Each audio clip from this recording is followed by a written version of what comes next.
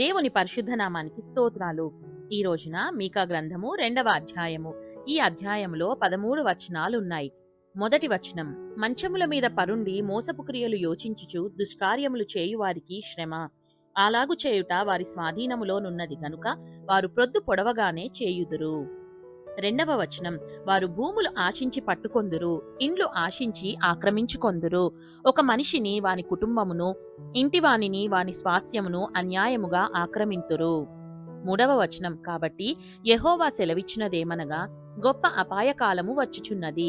దాని క్రింద నుండి తమ మెడలను తప్పించుకొనలేకుండునంతగాను, గర్వముగా నడవలేకుండునంతగాను ఈ వంశమునకు కీడు చేయనుద్దేశించుచున్నాను. నాలుగవ వచనం, ఆ దినమున జనులు మిమ్మును గురించి బహుగా అంగలార్చుచు సామెత నెత్తుదురు. వారు చెప్పు సామెత ఏదనగా, మనము బొత్తిగా చెడిపోయియున్నామనియు, ఆయన నా జనుల స్వాస్థ్యమును అన్యులకిచ్చియున్నాడనియు, మన యొద్ద నుండకుండా ఆయన దానిని తీసి వేసేసేయనియు, మన భూములను తిరుగబడిన వారికి ఆయన విభజించియున్నాడనియు ఇశ్రాయేలీయులు అనుకొనుచున్నట్లు జనులు చెప్పుకొందురు. ఐదవ వచనం, చీట్లు వేయగా యెహోవా సమాజములో మీరు పాలు పొందునట్లు నూలు వేయువాడొకడును ఉండడు. ఆరవ వచనం, మీరు దీని ప్రవచింపవద్దని వారు ప్రకటన చేయుదురు, ప్రవచింపని ఎడల అవమానము కలుగక మానదు. ఏడవ వచనం, యాకోబు సంతతి వారని పేరు పెట్టబడిన వారలారా, యెహోవా దీర్ఘశాంతము తగ్గిపోయెనా? ఈ క్రియలు ఆయన చేత జరిగేనా? యథార్థముగా ప్రవర్తించువానికి నా మాటలు క్షేమ సాధనములు కావా?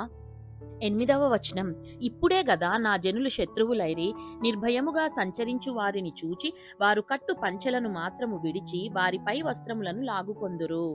తొమ్మిదవ వచనం, వారికిష్టమైన ఇండ్లలో నుండి నా జనుల యొక్క స్త్రీలను మీరు వెళ్ళగొట్టుదురు, వారి బిడ్డల యొద్ద నుండి నేనిచ్చిన ఘనతను ఎన్నడునూ లేకుండా మీరు ఎత్తుకొని పోవుదురు. 10వ వచనం, ఈ దేశము మీ విశ్రాంతి స్థలము కాదు, మీరు లేచి వెళ్ళిపోవుడి, మీకు నాశనము నిర్మూల నాశనము కలుగునంతగా మీరు అపవిత్ర క్రియలు జరిగించితిరి. 11వ వచనం, వ్యర్థమైన మాటలు పలుకుచు అబద్ధికుడై ద్రాక్షారసమును బట్టియు మద్యమును బట్టియు నేను మీకు ఉపన్యాసము చేయుదునని అబద్ధము చెప్పుచు ఒకడు వచ్చిన ఎడల వాడే ఈ జనులకు ప్రవక్తయగును. 12వ వచనం, యాకోబు సంతతి, తప్పక నేను మిమ్మునందరినీ పోగు చేయుదును, ఇశ్రాయేలీయులలో శేషించిన వారిని తప్పక సమకూర్చుదును, బొస్రా గొర్రెలు కూడునట్లు వారిని సమకూర్చుదును, తమ మేత స్థలములలో వారిని పోగు చేతును, గొప్ప ధ్వని పుట్టునట్లుగా మనుషులు విస్తారముగా కూడుదురు. 13వ వచనం, ప్రాకారములు పడగొట్టువాడు వారికి ముందుగా పోవును, వారు గుమ్మమును పడగొట్టి దాని ద్వారా దాటిపోవుదురు, వారి రాజు వారికి ముందుగా నడుచును, యెహోవా వారికి నాయకుడుగా ఉండును. దేవుడు చదవబడిన పరిశుద్ధ వాక్యాన్ని మనందరి వినికిడిలో దీవించి మనల్ని ఆశీర్వదించునుగాక. ఆమేన్.